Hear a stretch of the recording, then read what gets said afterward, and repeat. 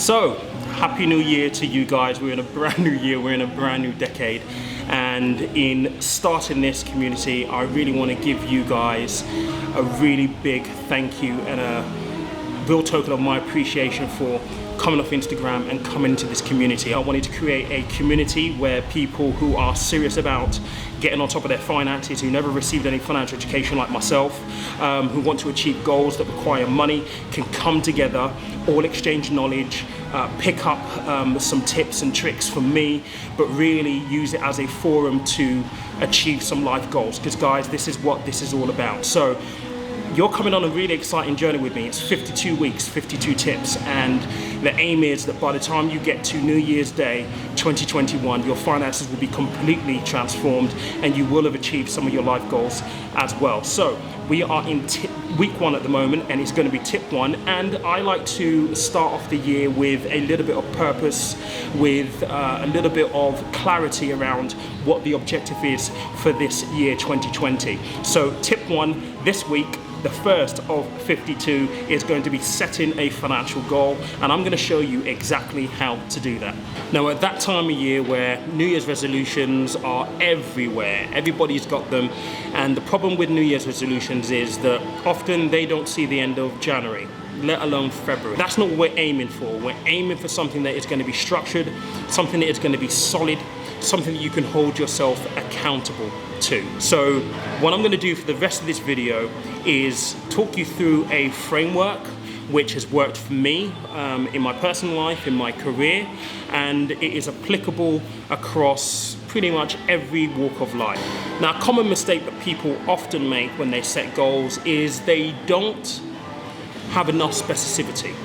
What do I mean by that? They're not specific, they're not clear enough around what they want to achieve. Specificity with any goal that you set is extremely important. So I'm going to give you an example. So a goal of yours might be that you want to pay down debt this year.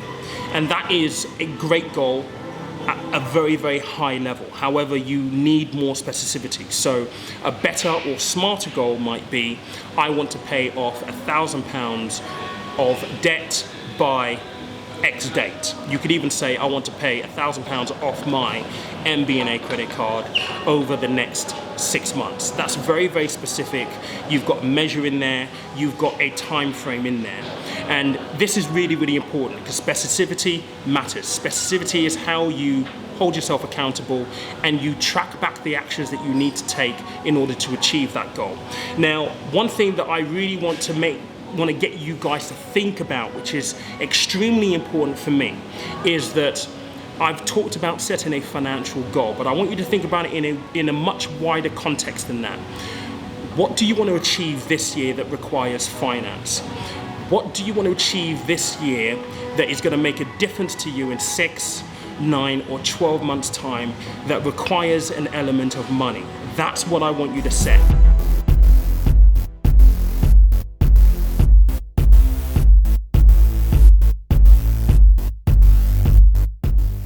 So I want to talk you through the SMART framework and just talk you through what it basically means and how you apply this to this process. So S stands for specific. Your goal has to be clear. There needs to be clarity around your goal. It cannot have any ambiguity. It cannot be confusing, and it cannot be confused with anything else. M stands for measurable. All right, so how do you measure when you've achieved this goal? So in the example that I gave earlier, I want to pay off £1,000 off my MBNA card. That gives me a number. So if you're talking about a financial goal, think about a number and make sure that number is specific, that number is absolutely clear. It needs to be measurable. So A stands for achievable. And guys, this is really, really important because your goal cannot be something that is so left field that you have no chance of achieving this over the timeline that you set yourself to achieve this. And let's face it, we're on a 52-week journey. This is a very, very long, long journey. Things will happen where you're going to get distracted, emergencies might pop up, and you might not necessarily keep to your plan. If you have a goal that is completely unrealistic and you fall off the wagon and don't keep to your plan, you're really fighting a losing battle. So making sure that your goal is achievable is very, very, very, very important. I cannot stress that enough. It's something you really need to make sure that you really put some thought into when you're setting this goal. R stands for relevant. Now, relevant is very important because it's all about accountability. I've spoken about this a little bit before. Accountability is key. So how relevant is this to your life? You need to think about something that is going to impact you or put you in a better place in 6 to 9 to 12 months time, because if it's relevant, you are going to hold yourself accountable to the actions that you need to take. That is your anchor. If it's something that you put down as a goal but you don't really care too much about it, it might be something that maybe your family wants to do or your partner wants you to do. If you don't care enough about it, it's not relevant enough to you, you're not going to do it. So relevance is extremely important. T stands for timely. So in that example that I gave before, I want to pay off £1,000 off my MBNA card in 6 months time or by X date. You need to give yourself a timeline to work towards. Now, again, you have to be realistic with this, guys. You can't, start off and say, I want to achieve this goal in 12 months time, knowing fully well that you probably need 18 months to do that. You need to give yourself enough time because, again, things will get difficult. You're going to have distractions, emergencies will pop up, things that you hadn't accounted for will come up and possibly take you off course. So giving yourself a realistic time frame is extremely important for this as well. So again, it needs to be specific, it needs to be measurable, it needs to be achievable, relevant, and it needs to be timely. Those are 5 things that are very important.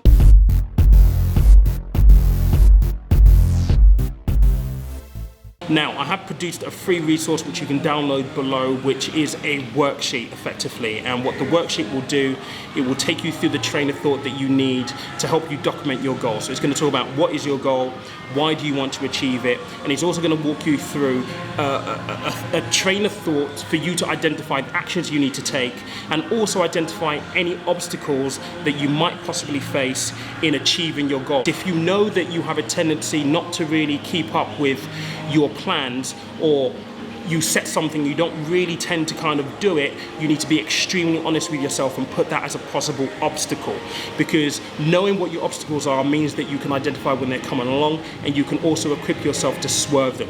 The last thing that you also have on there as well is you have a SMART checklist. So again, the worksheet will take you through whether your goal is specific, whether it's measurable, whether it's achievable, whether it's relevant, whether it's timely, and there's also a section on there for notes. Accountability is extremely important. Now, how do you hold yourself accountable? Some people can do it in different ways. You might decide that you want to do a spreadsheet. You might decide that you want to write it down in a journal. You might say that you want to get your friend, you might want to get your partner, you might want to get your parents to help hold you accountable. You might even ask me. And via the community, we have the ability to do that. You can go through this entire exercise, fill in the worksheet, write down your goals, identify the actions, identify the obstacles that could possibly stand in your way. And if you don't hold yourself accountable to the actions, it's completely futile. So how are you going to hold yourself accountable? This is week 1. Week 2 is next week, and we're moving on to a topic which very much carries on the theme from where we are right now this week. So with that said, thank you so much for watching, and again, thank you to you guys who have joined. Really, really, really appreciate it. I will see you next week.